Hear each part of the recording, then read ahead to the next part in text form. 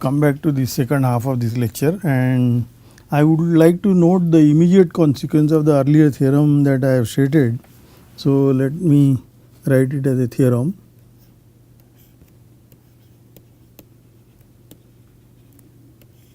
So, this theorem tells how do we test two finite dimensional vector spaces are isomorphic or not. Let me recall two vector spaces V and W, we say they are isomorphic over K if there exists a K linear map from V to W such that F is bijective.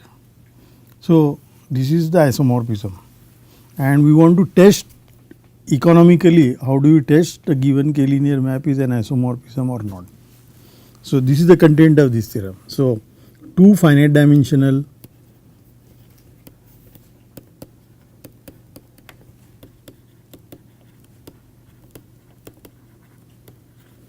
K vector spaces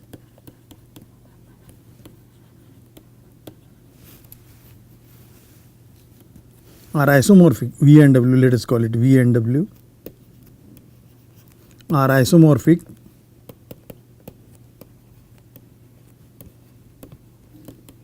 that means there exists a K linear map F from V to W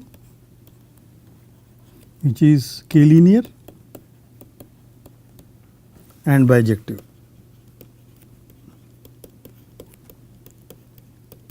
This also I will shortly denote like this. This means it is an isomorphism, K linear and bijective. If and only if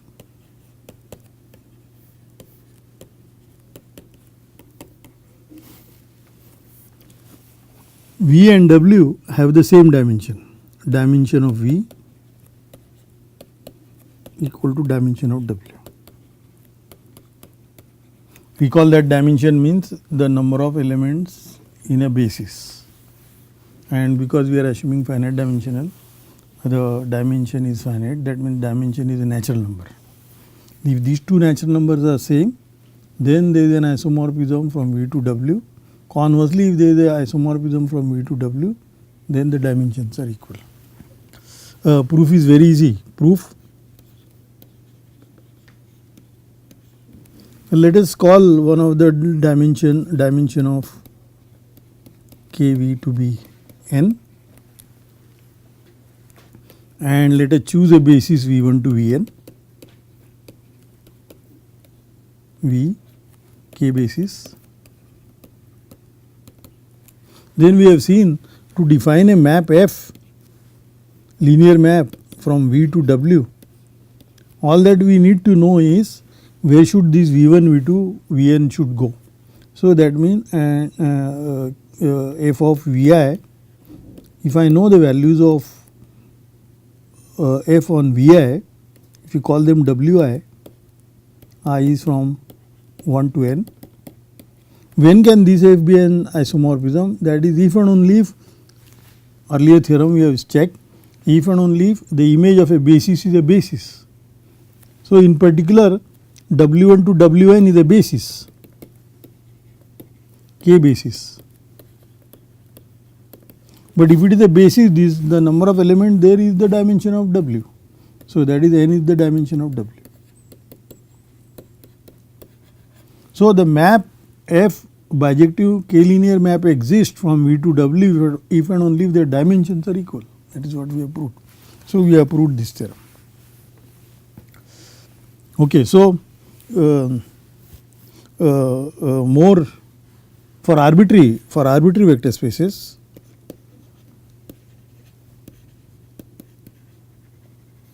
K vector spaces V, choose always a basis. We know basis exist, Vi, I in I, K basis. Then we have a prototype of a vector space K power round bracket I. This is a K vector space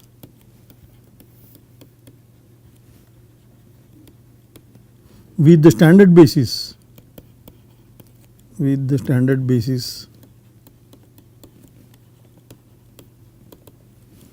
EI. I is in I. What is EI? Either you think of EI is the indicator function of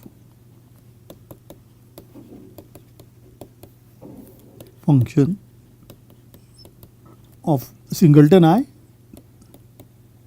So that means EI is a map. Think of EI as a map from I to K, where I goes to 1 and all other guys J goes to 0.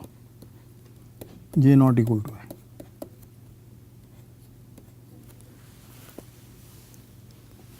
Or you can think it is a tuple delta Ij, where J is varying in I. So at the ith position it is 1, where delta Ij is the Kronecker delta.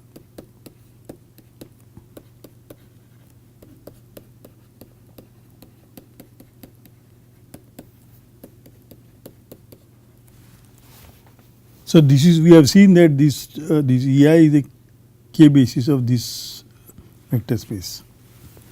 And now we can define a map, K linear map from K power I to V.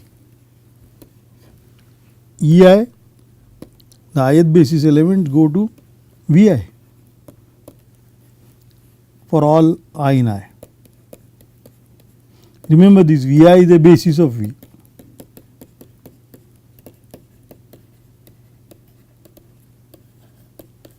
But this basis goes to this basis, therefore this is a K linear map and this is an isomorphism. So every vector space is isomorphic to this vector space K power round bracket I. But remember, this vector space K round bracket I is a coordinated basis. This EI is a very special basis, and when we wrote this K power round bracket I, with that this EI came automatically. So when we work in this vector space, this basis is fixed and the coordinates here, elements here are the AI, finitely many AIs are only can be non-zero.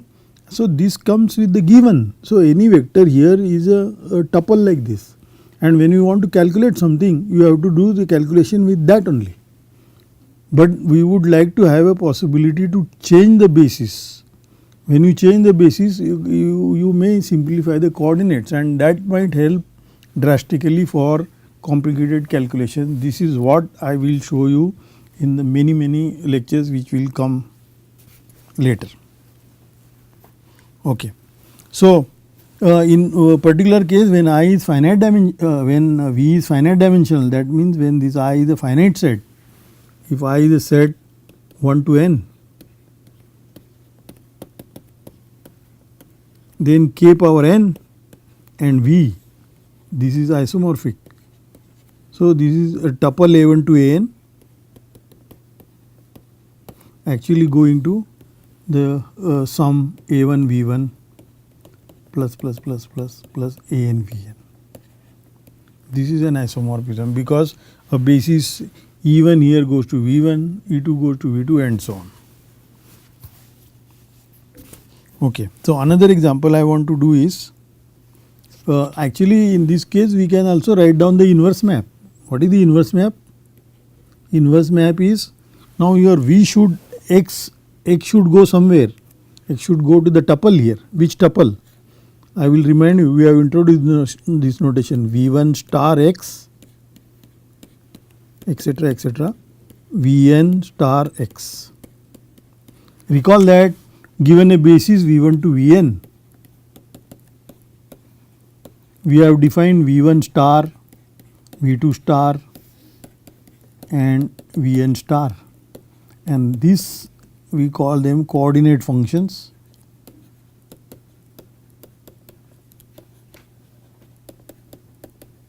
With respect to the given basis V1 to Vn. So that is the isomorphism inverse map, and this is not special about a finite basis. In general, recall that if Vi is a basis of V, then we have defined these coordinate functions Vi star. They are linear maps from V to K. So they are K linear forms.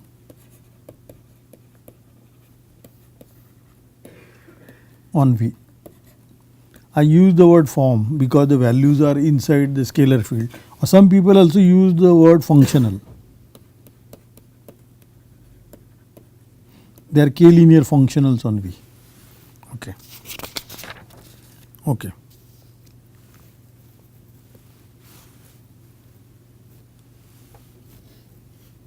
Okay, now the next one is very, very important, which we will use it many times. So this is the next theorem is an analog of pigeonhole principle.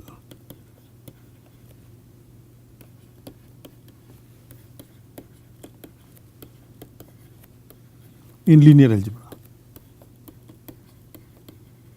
So let me just recall quickly what is the pigeonhole principle in set theory. So in set theory, if you have set x and y are two sets, and suppose f is a map from x to y, and assume that both are finite sets and they have the same number of elements, cardinality x equal to cardinality y. Then any map f from x to y, f is injective if and only if f is surjective,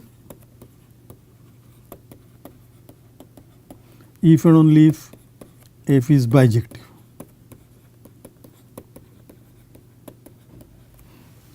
This is the most concise way to state pigeonhole principle. So this is, we can put this into words that if there are drawers and letters and the number of drawers, etc., all this one can write it, but the most important is a map is injective if and only if it is surjective, if and only if it is bijective. So the corresponding theorem for linear algebra is the following. So V and W, K vector spaces, both finite dimensional. So these finite in set theory get analog is finite dimensional, both finite dimensional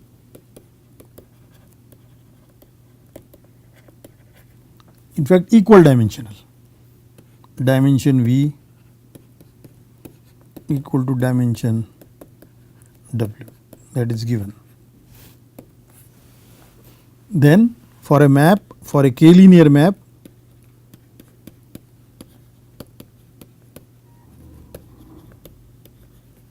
the following are equivalent. This is a short form of the following are equivalent. So what are the statements? So they are similar to this. So let us write them. 1, f is bijective. That means f is an isomorphism. K isomorphism.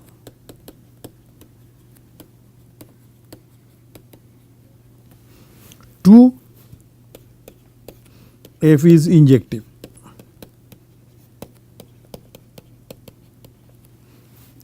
3, f is surjective. These three are equivalent. This is the analog of the pigeonhole principle. But I want to write here 2 prime and 3 prime. So injective, so there exists a k-linear map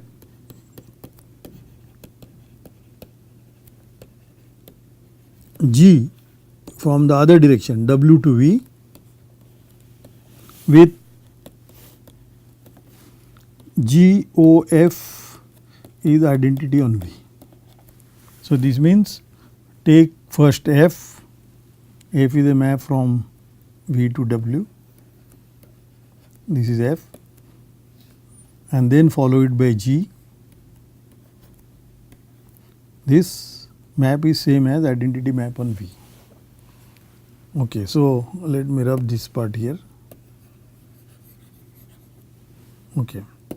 What is 3 prime? 3 prime is similar to this. There exists a k-linear map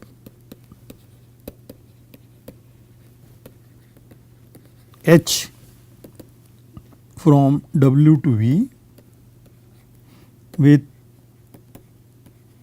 F compose G, F compose H is identity on W.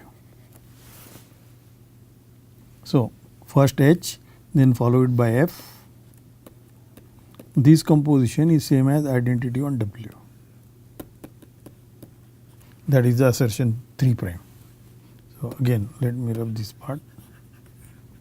So, now we want to prove these statements are equivalent. So, the arrangement in the proof is the following. 1 implies 2 prime, implies 2, implies 1.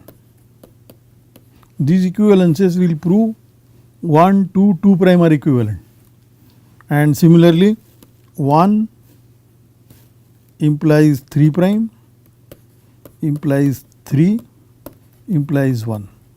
If we prove these implications, then that will prove 1, 3 and 3 prime are equivalent. So, 1 is common in both, so therefore, all these statements will be equivalent. Now, let us see which implications among these implications are really very trivial to prove. Okay, for example, 1 implies 2 prime. We have given a bijective map. So, if a map is bijective, there is the inverse, and we have checked that if inverse of a k-linear map is also k-linear. So, to prove 1 implies 2 prime, I will simply take G equal to F inverse, which exists by 1. So, that will give a map G and this with this condition. Similarly, to prove 1 implies 3 prime, I will take G equal to F inverse, H equal to F inverse.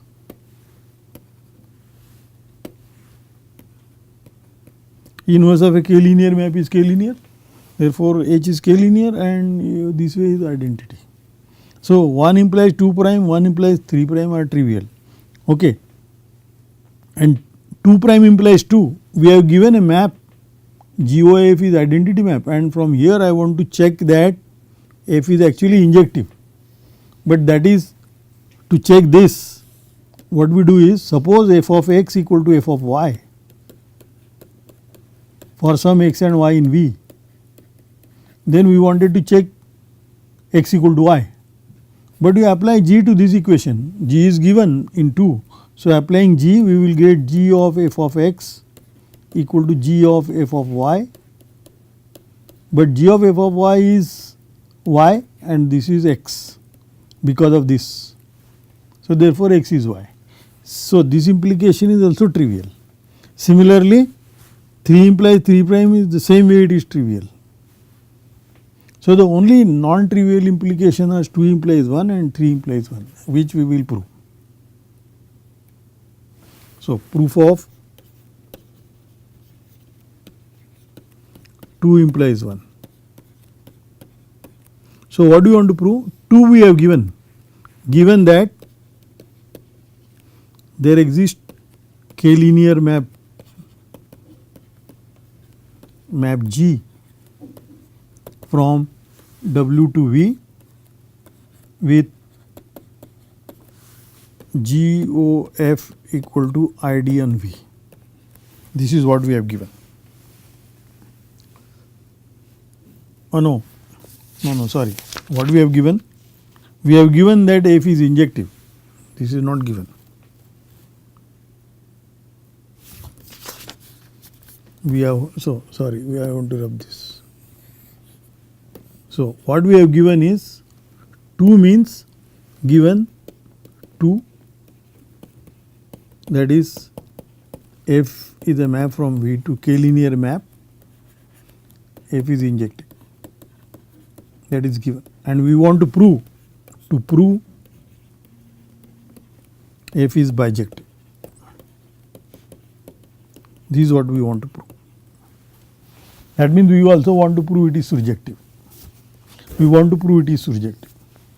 So what do? We take a basis, choose a basis. V and W are equal dimensional, finite. So choose a k basis V1 to Vn of V. Now because f is injective given, then we have noted earlier that the images of this basis f of V1 to f of Vn, this is also basis.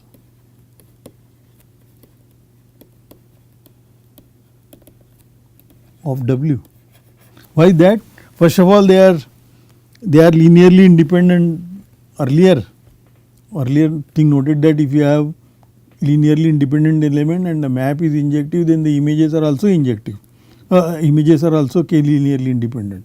So it's k linearly independent elements, and n is correct. N is the number of elements in a basis of W, because V and W are equal dimensional.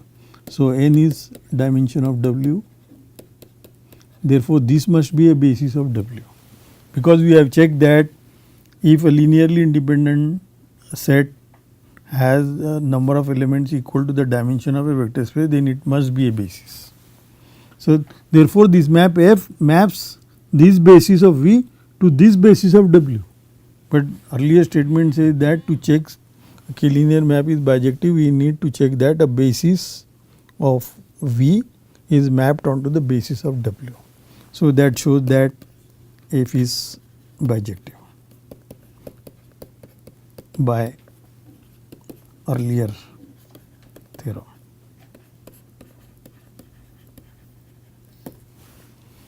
So proof of 3 implies 1 is similar.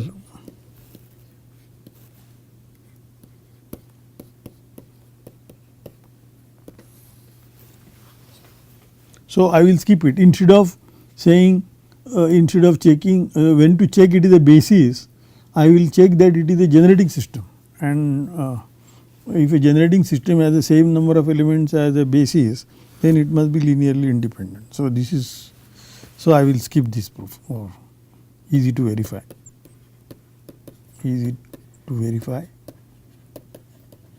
as in 2 implies 1. So okay. So now I want to consider one example.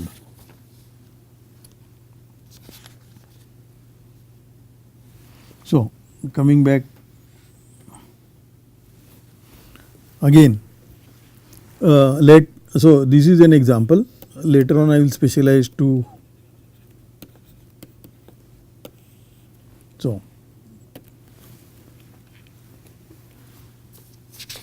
So I have 2 vector spaces V and W, VW, k vector spaces,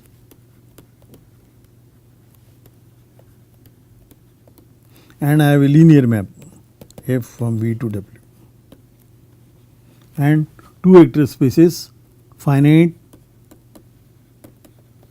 and equal dimensional.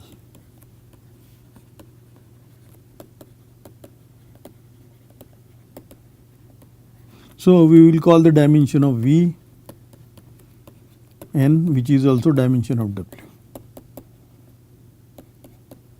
And suppose we have a k linear map F.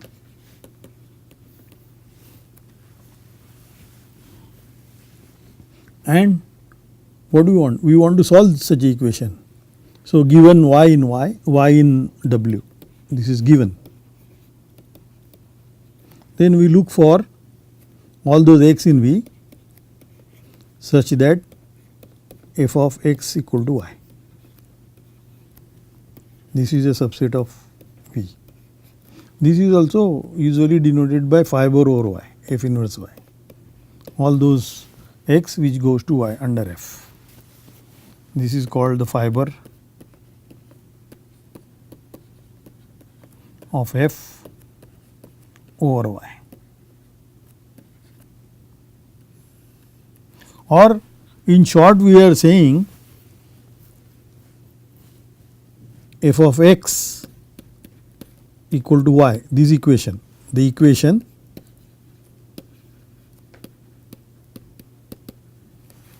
So, y is given and we are looking for this equation. So, this x is a solution. So, has a solution x,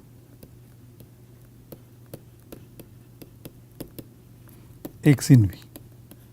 So, this simply means, writing this simply means, so that is the fiber over y is non-empty set.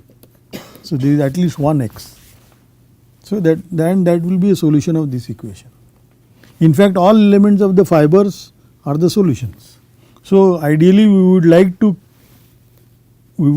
to compute what kind of a space is this, what kind of a subset is this fiber, and if possible when it is a subspace we want to compute its dimension, that is.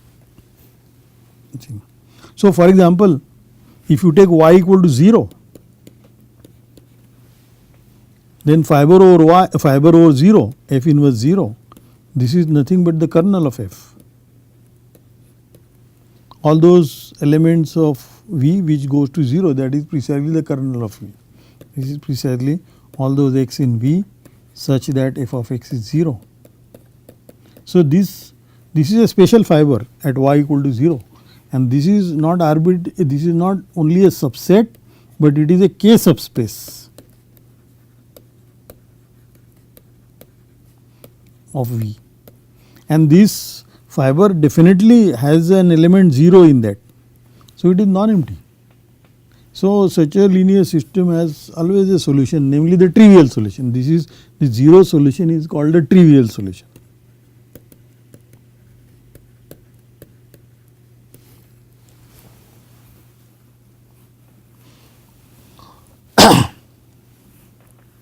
Okay.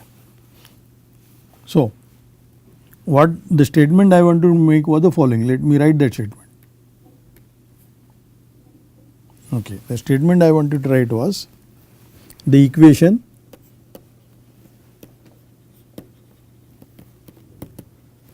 f of x equal to y has a solution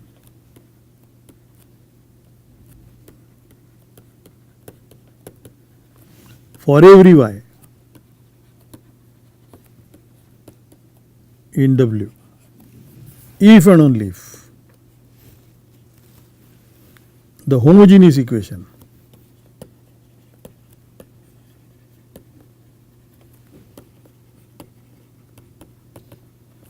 f of x equal to 0 has only trivial solution.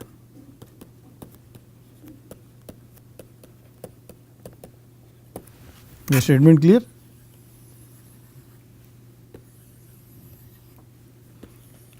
This equation has a solution for every y. This is equivalent to saying the homogeneous equation has only trivial solution. So, let us write a proof.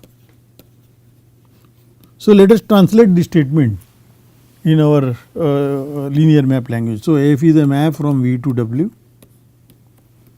finite dimensional, both are n dimensional.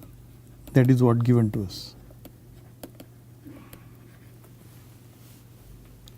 So, what does this condition say? The equation has a solution. That means f inverse y is non-empty for every y in W. This is what we have given, one side. The other side, what is given? The homogeneous equation f x equal to 0 has their only trivial solution. So, that condition is simply kernel of f is 0. So, we want to check this equivalence, but you see this is what is this condition? This means f is surjective, and this means f is injective.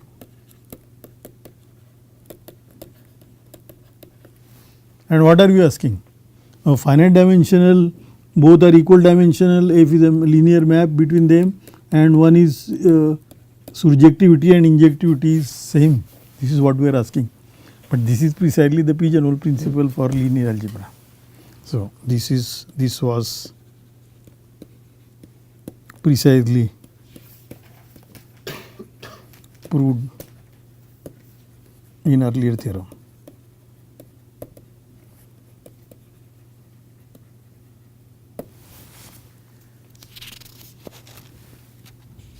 Okay. So, let us write still explicitly a little bit more. So, now consider a system of linear equations.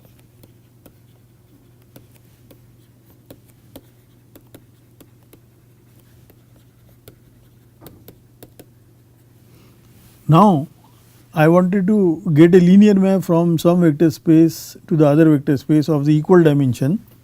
So, I will assume in this system of linear equations number of equations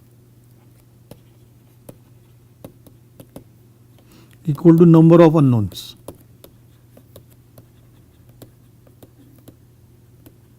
So, we are considering a system of linear equations where there are n equations and also n unknowns.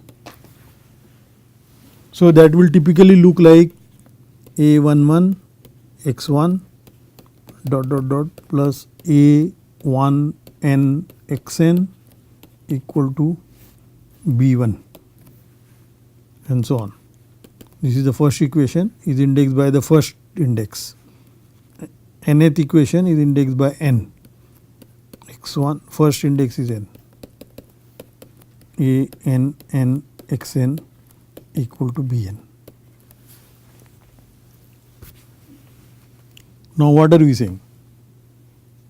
The earlier thing says, so this system you can think it is a linear map from f is a map from k power n to k power n.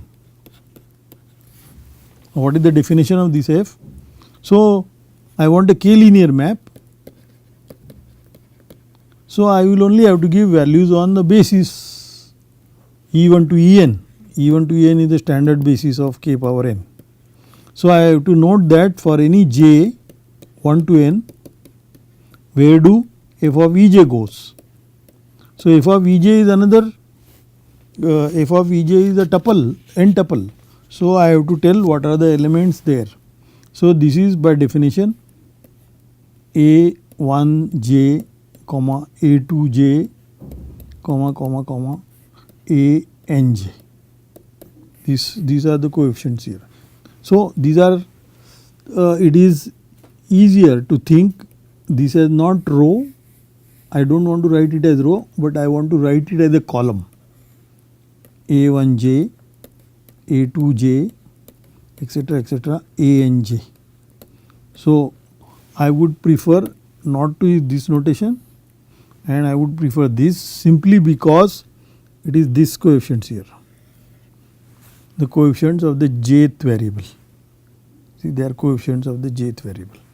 This is the term here will be a1j xj, next will be a2j xj and so on. This will be a.n.j. xj. So, this is a linear map. You can think, you should think this linear system as a linear map. And what are we asking?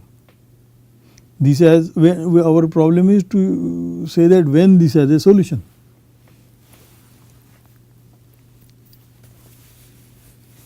So, for each b, what we approved in earlier, for each this tuple, there is a solution here if and only if when I take the homogeneous system, it has only trivial solution. But homogeneous system has only trivial solution means the map is injective, and that is equivalent to saying the map is surjective. So, that is what the content of this is. So, that means what I will just note it, for every b1 to bn in k power n, the system, the given system has a solution if and only if f(x) equal to 0 has a trivial solution, has only a trivial solution, and this is equivalent to saying kernel f is 0. That is equivalent to saying f is injective.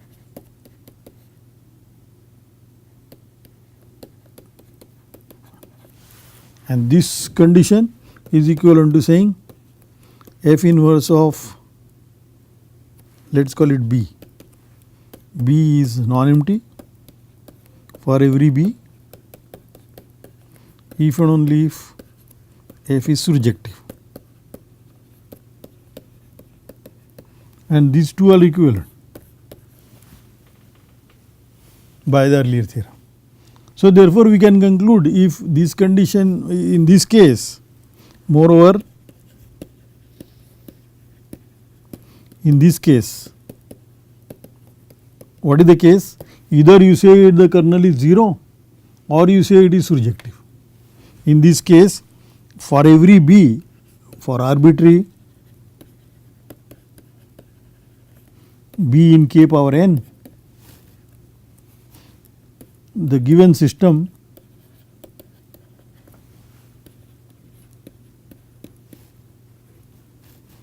has exactly one solution.